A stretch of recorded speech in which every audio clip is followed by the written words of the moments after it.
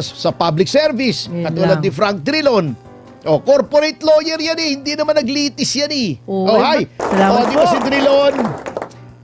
Corporate lawyer yan. Kaya ang pinagmamayabang niya, yung Revised Corporation Code daw. Siya ang principal na may akda. O, puro korporasyon lang yan. Iba yun. Yan ang gumagawa ng malalaking korporasyon. Reklamo na ito ay marami daw mga manifestation, maraming argumento. Ang unang-unang mga nagre-reklamo dyan, yung mga walang alam sa trial, na ang napapanood na trial sa telebisyon at saka pelikula lang. Yun. Hindi po ganun ang trial. Ang trial po hindi nananalo at natatalo sa isang manifestation, isang witness, isang dokumento. Cinematic po yung alam nyo eh. Hindi po ganun yun. Ang tunay na trial, unti-unti po yan. Parang bahay yan.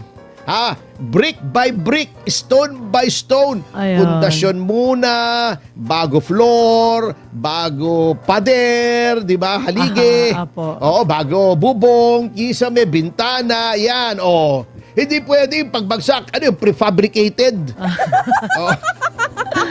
Yun ang una nagre-reklamo. Ayun. Na gusto nila, parang telebisyon, parang teleserye ang pinapanood nila, hindi legal proceedings. Nakakainip po talaga ang legal proceedings. Ang pangalawa na nagrereklamo na bagamat abogado, hindi naman mga trial lawyers. Mga corporate lawyers naman bago naging pumasok sa public service. Yun Katulad lang. ni Frank Drilon. Corporate lawyer yan eh. Hindi naman naglitis yan eh. Hi. Happy 2,500 live viewers sa thank you. DCAR. Salamat Di ba po. si Drilon?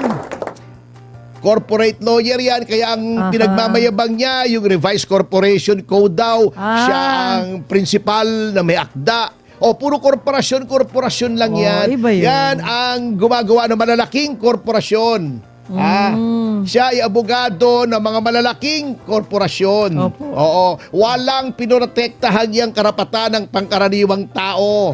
Ayun. Puro mayayaman, puro mga oligarchs. Opo. Yan ang experience niyang si Frank Drilon. Bakit ba pinagsasalita pa sila? Yung mga yan? Hayaan sila magsalita. Demokrasya tayo eh. Gusto nila magsalita, may bahala sila sa buhay nila. Di ba time consuming yun? Naghahabol nga tayo ng Kaya oras nga, eh.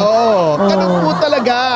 Ano bang ginawa ni Drilon tungkol sa legal profession? Yun. Di ba, noong siya ay miyembro ng gabinete, yung kanyang asawa na si Violeta gustong maging national president ng Integrated Bar of the Philippines. Wow. Di ba? Yes. Anong ginawa niya? Ginamit niya yung mga yung mga tauhan ng kanyang tanggapan. Okay. Pati yung mga gamit ng kanyang tanggapan para mangampanya, umikot-ikot yung si Violeta. Yun ang ginawa niya. Ginawa niyang politika ang IBP. Samantalang dapat yan non-partisan. Ayun. Anong ginawa ng Supreme Court? Sa sobrang na-iskandalo ang Supreme Court sa pinaggagawa ni Frank Drilon, pinawalang bisa yung pagkapanalo ni Violeta Drilon. Talaga? Oo! Totoo yan. Hindi ako nagsisinungaling.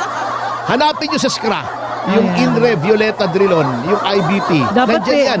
dapat Makita nyo kung anong pinagagawa ni na Drilon. Huwag nang maulit, no? Oo. So yun ang ginagawa niyan. Wala naman trial experience siya kaya naiinip yan eh.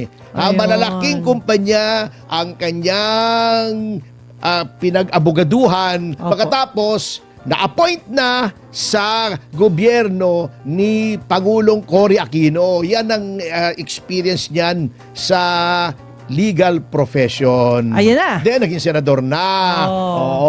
Yun They should ang nangyari dyan. understand. Oo. Kaya yung sinasabi niyong very tedious, ganyan po talaga, due process. Kailangan marinig ang lahat ng panig. Ano bang gusto kasi nila?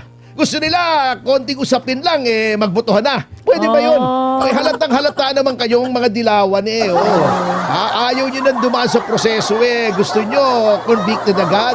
Dahil diba? marami sila siguro. Yan ang pinaglalaban. Tignan natin. Ayaw na nilang ilatag yung ebidensya. Ayaw din nilang marinig Yung ibang panig, gusto nila sila na lang. Sila na lang. Si Erwin Tulfo nga nagrereklamo sila, ang dami daw manifestation. Oo. Puro kengkoy ang manifestation Matindi Wala yan. sinasabi. Oo, parang wala sa Senado. Diba? Kaya nga. Matindi. Oo. Ang isang Diba? Erwin Tulfo. Yan. Pambihira namang Grabe. buhay ito.